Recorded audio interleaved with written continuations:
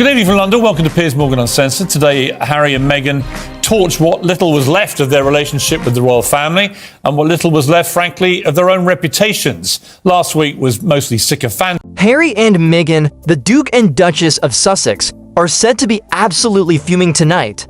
Their carefully polished image shattered into countless jagged pieces. Why? Because Piers Morgan, with his trademark unrelenting and unapologetic style, has unleashed a scathing and meticulously aimed takedown of their latest cringe-worthy attempt to parade Archie and Lilibet as PR props in a Disneyland video that has left the public gasping in disbelief and amusement. Old revelations with a new twist.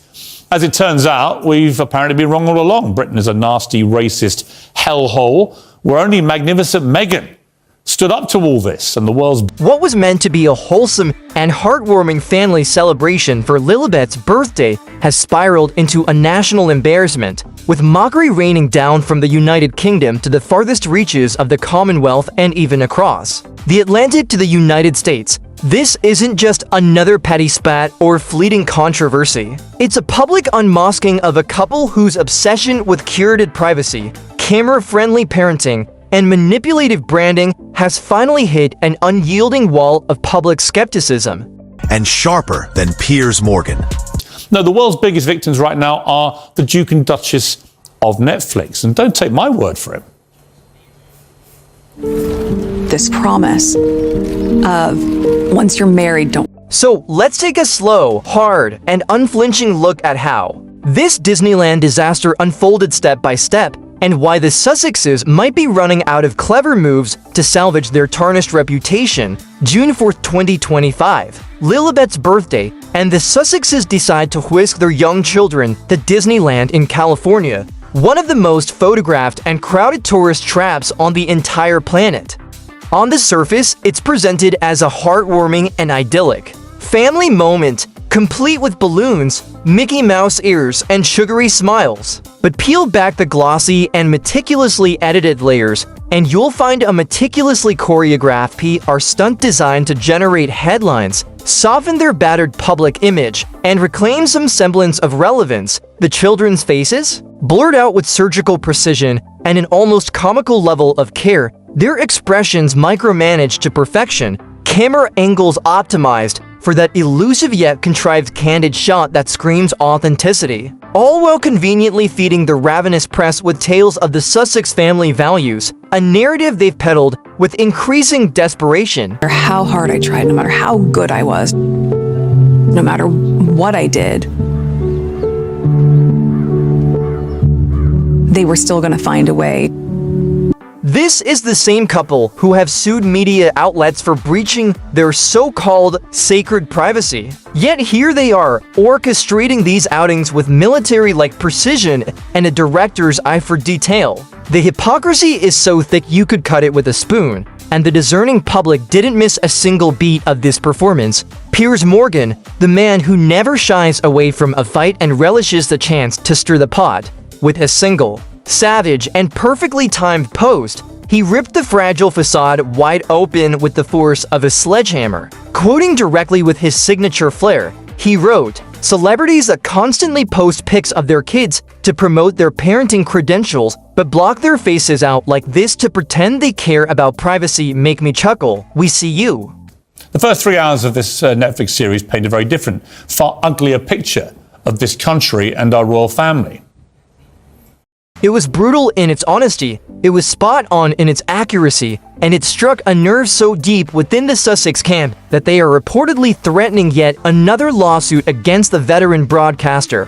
Morgan didn't need to name them explicitly. Everyone with a pulse knew the target of his barbed wit. The public knew without a shadow of doubt. The media pounced with glee, and even Hollywood insiders couldn't suppress a wry and knowing smile at the irony. This series, and they'll believe it.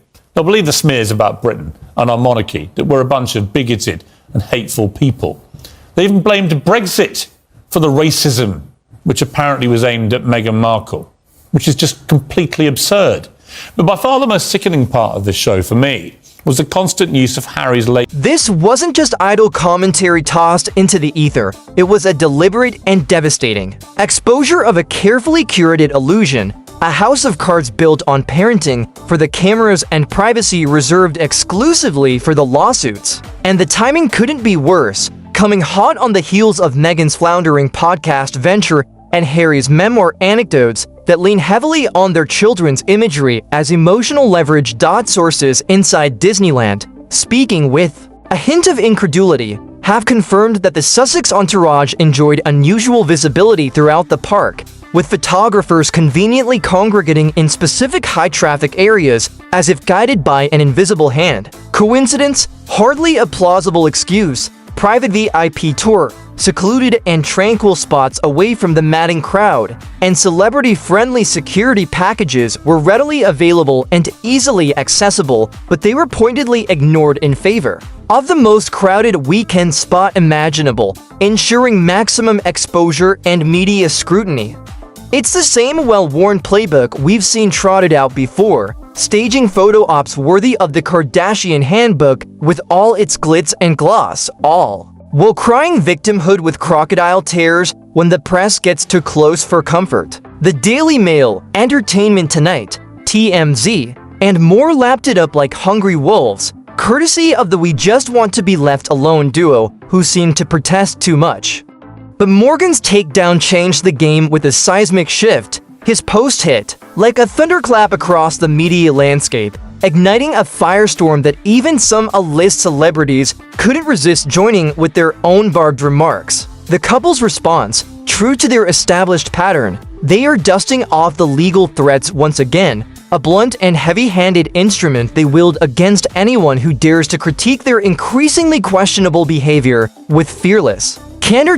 This isn't their first foray into the legal battlefield by any stretch of the imagination. They've sued tabloids with relentless fervor, taken on the Home Office in a high-stakes showdown, and tried to gag journalists who dared to speak out, making it abundantly clear that free speech is a privilege they reserve exclusively for themselves when the microphone is in their hands. But this time, they might be punching far above their weight class in this particular ring. Morgan, with his formidable platform, a treasure trove of receipts to back his claims, and a growing swell of public support, isn't one to back down or cower in the face of their intimidation tactics. He survived Meghan's past attempts to silence him at ITV, a battle that culminated in his dramatic and headline-grabbing exit from Good Morning Britain, and he remains utterly immune to their guilt-tripping maneuvers that once held sway.